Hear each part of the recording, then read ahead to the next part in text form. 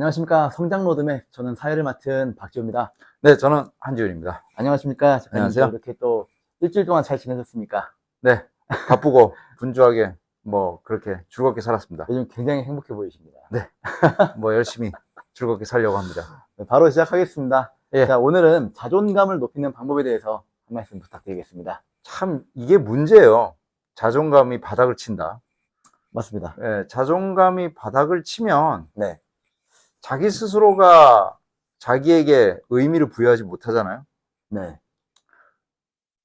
이게 굉장히 큰 문제가 뭐냐면 자존감이 낮아졌다라고 하면 자기 현실 앞에 놓인 문제를 우린 적극적으로 돌파하려는 노력을 하지 않게 돼요. 예를 들어서 학생 같은 경우에는 내가 공부를 해서 뭐해? 그리고 직장을 다니는 회사원이라면 내가 이 일을 열심히 해서 뭐해? 나는 왜 이런 현실이야? 나한테는 왜 이런 여자친구만 있어? 어떤 목표가 없고 계속 현실에서 부정합니다. 그러다가 자존감이 낮은 사람은 뭐라고 그러냐면, 그래, 난 이 현실, 내가 지금 처한 현실을 벗어나서 다른 걸 하면 잘할 거야 라고 말합니다. 근데 그 사람이 자기 앞에 놓인 현실을 파괴하지 못하고 네. 이겨나가지 못한다면 과연 그 사람이 다른 걸 했을 때 잘할 수 있을까요? 그건 절대 안 되는 거죠. 네. 자존감이라는 것은 아주 단순하게 말해서 자기를 작고 왜소한 존재로 보고 현실의 문제를 자꾸 회피해 나가는 거예요. 근데 이걸 역으로 말해 줄까요? 자, 내가 만약에 앞에 거대한 문제가 있다고 했을 때 이 문제를 할 수 없는 이유에 대해서 여러 가지를 막 댑니다. 또 내가 이 사람과 친해질 수 없는 이유에 대해서 막 나열을 해요. 또 내가 지금 현실에서 이 사업을 할 수밖에, 정말 잘 할 수 없는 이유만 쭉 나열을 해요. 네네. 그건 뭐냐면 사실은 이 문제가 큰 것이 아니라 자기 자신이 자존감이 그만큼 낮아졌다는 거예요. 그러니까 용기가 없어서 이걸 할 수 없다는 거죠. 그러면 어떻게 해야 자존감을 올릴 수 있을까요? 일단은 네. 통제력을 높여야 돼요. 자, 나한테 놓인 작은 문제를 스스로 해결하면 그건 하나의 단단해지는 효과를 가져와요. 네. 작은 바위가 계속적으로 풍화작용을 하면서 점층적으로 쌓아나가서 단단하고 거대한 바위로 변하듯이 하나의 문제를 해결하려고 노력하고 그것을 뛰어넘으라고 정면으로 용기를 가지고 뛰어넘을 때 그거는 성취감이라는 것으로 다가와요. 실패해도 계속 뛰어넘으라는 거예요. 실패가 없는 삶은 없어요. 당연히 실패할 수 있죠. 단 현실의 문제에 집중하라는 거예요. 자꾸만 도망가려 하지 말고. 자꾸만 도망가봤자 아무것도 없어요. 실제로 자존감이 낮은 사람들은 자꾸 도망가기 때문에 이 일을 더 그르칠 수밖에 없는 거예요. 네. 오늘 세 가지를 이야기하겠습니다. 자존감이 낮을 때 네. 우리는 과연 어떻게 할 수 있는가? 첫 번째입니다. 절대로 화내지 마라. 이게 첫 번째인데요. 네. 화가 왜 나냐면 아주 간단한 말로 내 눈앞에 있는 현실을 부정하기 때문에 화가 나는 거예요. 지호님. 네. 화를 내서 어떤 일이 좀 좋게 풀린 적 있나요? 없죠. 없어요. 네. 화를 내면 그 상황이 더 악화될 뿐이에요. 자존감이 더 낮아질 뿐이거든요. 그러니까 화를 내지 말라. 이것이 첫 번째고요. 네. 그 다음에 두 번째는 자신을 가치 있는 사람으로 인정하라는 거예요. 이 가치 있는 사람으로 인정하기 위해서는 보편타당한 인간으로 성장해야 돼요. 보편타당이요? 예. 이게 되게 중요한 건데, 네. 자존감이 낮은 사람들은 보편타당한 도덕률이라는 것을 잘 이해를 못해요. 잘 보세요. 네. 우리 정명사상이라는 게 있어요. 자, 학생은 공부를 열심히 해야 돼요.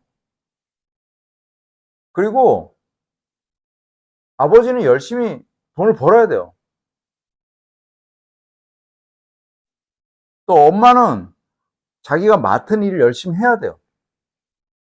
사업하는 사람은 정정당당하게 사업해야 돼요. 이게 자신의 이름을 밝힌다고 해서 정명이거든요. 이게 보편타당한 인간의 삶의 원리예요.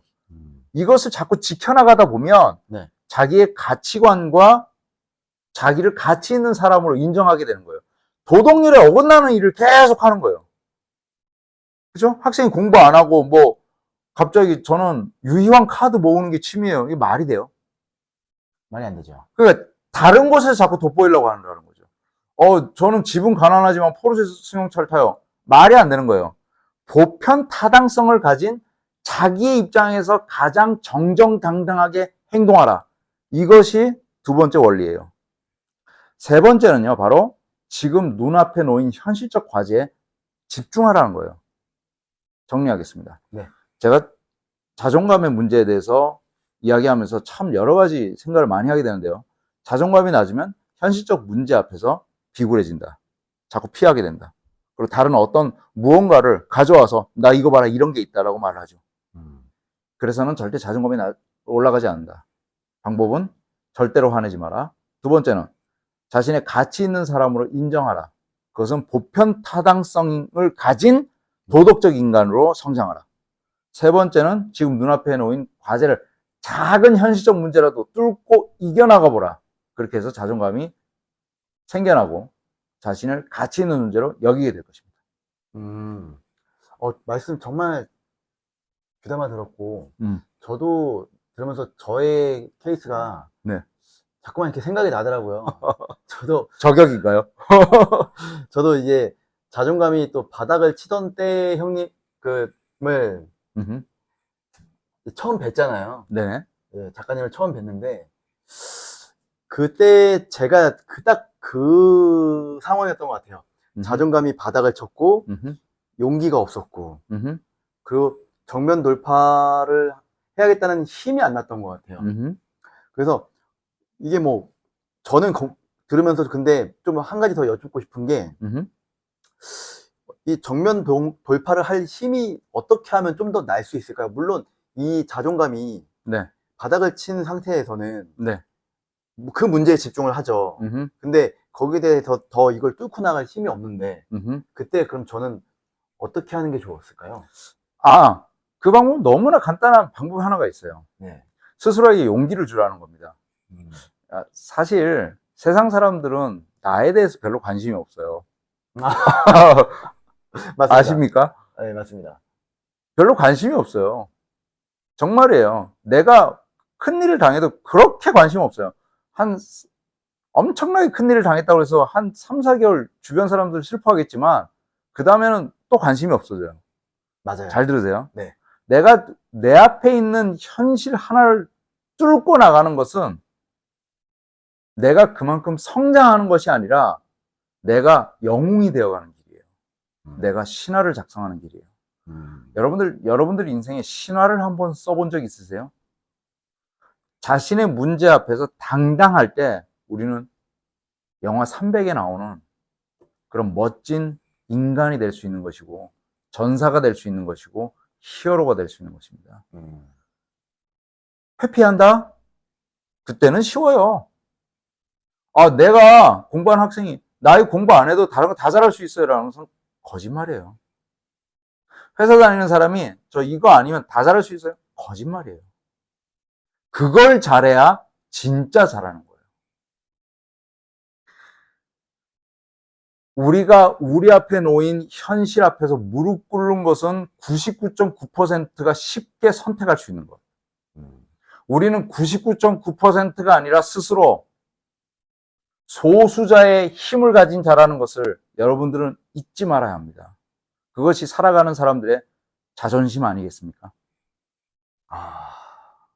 정말 마음속에 뭔가 울리는 말씀 너무너무 감사합니다. 아유, 좋네요. 그러면 또 다음 시간에 또 다른 말씀으로 한번 또 찾아뵙겠습니다. 네. 오늘도 감사합니다. 네, 저는 작가 한지훈이었습니다. 네, 저는 박지호였습니다. 감사합니다.